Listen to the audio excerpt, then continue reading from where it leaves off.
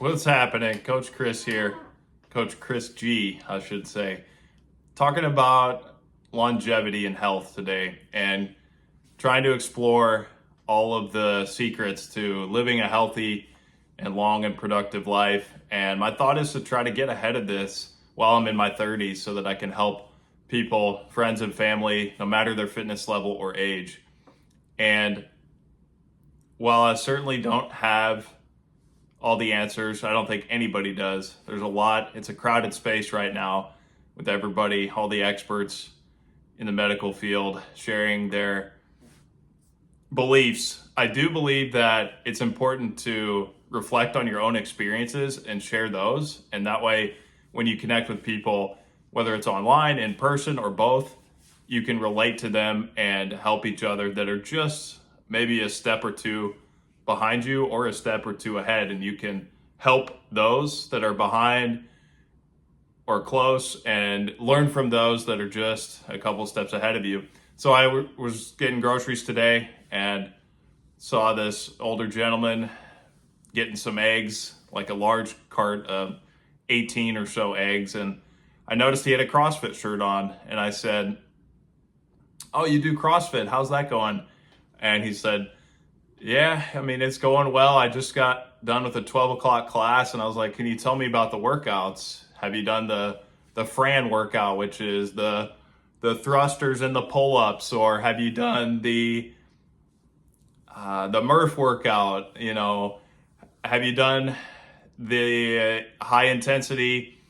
And he said, "Yeah, I try not to worry too much about the weight, and I just do what I can do. I do my best and forget the rest," was essentially his message. And so because I'm curious about the CrossFit method of training for longevity, and I've heard a lot of injuries.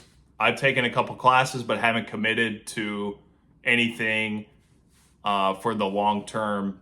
And I'm just curious about it, how it can be good for the right person who has the growth mindset, is looking for community and a physical challenge. And then I've seen, functional bodybuilding, and Marcus Philly is in that space and providing a ton of value on social media right now. Just heard him on the Creatures of Habit podcast. And so it's just got me super excited and curious to learn more. And so this older gentleman who seems to keep up with his fitness very well, does CrossFit, buys eggs from the grocery store, protein, excellent choice. And he said Tuesdays and Thursdays were the endurance days, more cardio focused, and then the other, maybe your Monday, Thursday, Friday, or your Saturday classes were more strength focused. So that encourages me, because you want to have variety with your training for longevity, because you work the same muscle groups too many times, you could be concerned about overuse. Which leads me to another point, which is, how do you know when enough is enough? Like, when is it good enough for today? So being in the personal training arena for about a year now, just a little more, I don't have as much experience with strength training as many people in the space. And so I'm just keeping an open mind to learning from them. My background is more with tennis, being primarily endurance and power focused, running, cardio, like body weight exercises. That's where I've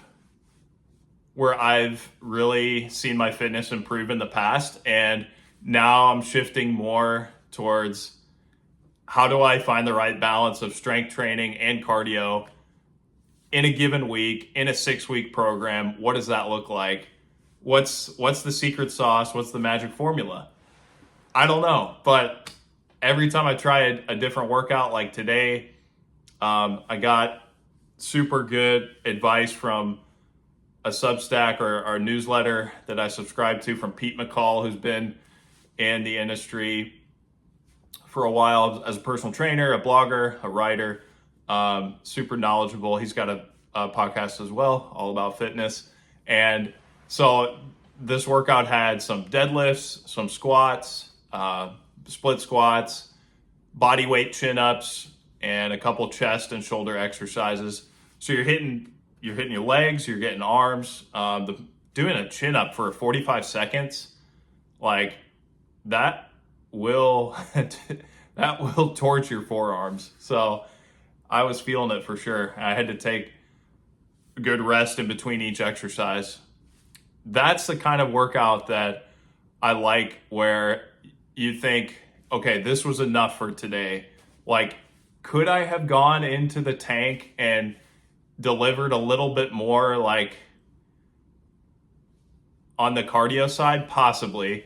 But then what about tomorrow? Could I come back tomorrow and do it? I mean, the answer is probably not. So you're always constantly tweaking just a little bit with these variables of how far is too far so that I can still be consistent, because consistency over intensity is how we play the long game. Longevity and health and staying fit for life. That's what I'm all about. So I think it takes a lot of trial and error. Like last year, for example, I believe that my first year being a personal trainer, you're in the gym all the time, right? Like all day. And it's so tempting to even have discipline, because you see these things on social media, you want to try your own ideas, you get feedback from clients. That's important. Feedback.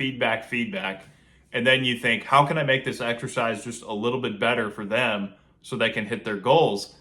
And I think I was over exercising. I mean, simply put, it's like working in a restaurant and wanting to try all the food, and you have to be the server, the bus boy, the bartender, the busser, what have you, in the service, the restaurant industry, and you want to try all the food that's around you. You have to have the discipline to know. It's same for personal training. Discipline, a little bit of setting boundaries is good. You don't want to be overdoing it, right? So how does that look for you in your daily life? I've also had sales jobs when you're expected to make 100 dials a day. How quality are those phone calls? I mean, you're going to get a lot of voicemails. But you gotta check some boxes. You gotta hit some numbers and have a target in mind to get you started on something. And if you've done close to that and you've made some progress, it's all about momentum. Like this workout today left me excited to come back tomorrow and try 5 to 6 exercises, 3 sets of 10 reps, and try to hit the other, like quads and hamstrings and some core work. Try to hit the other muscles that I didn't necessarily hit today.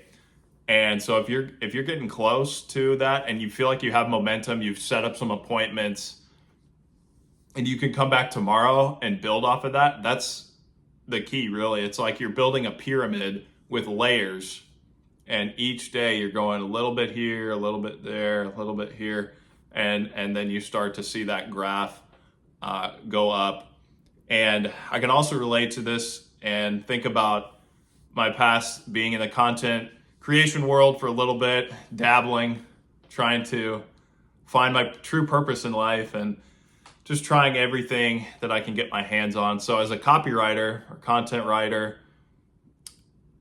I also spent time doing product descriptions for a tennis retailer. And so one of my tasks was often to get this giant list of product descriptions for shirts, shoes, bags, any product that would be sold on this tennis website. And it's Tennis Express. It's one of the best. Tennis Warehouse is good too. And so you have like 50 product descriptions and you chip away at it. I'm going to do 5, 10. I'm going to take a break for 20 minutes. I'm going to come back. I'm going to do another 5 or 10. There comes a certain point when you just say, I can't look at this anymore for today. This is good enough. That's what I'm after. That's what I'm trying to help discover for me and help others discover. When is it enough? And when can you just say, I did my best, I can forget the rest? I hope this resonated with you wherever you're at today. Keep crushing it and know that somebody is always in your corner. And I want to be somebody, an advocate for more people out there as we try to unpack the secrets and discover the secrets to longevity and health and living our best lives. Peace.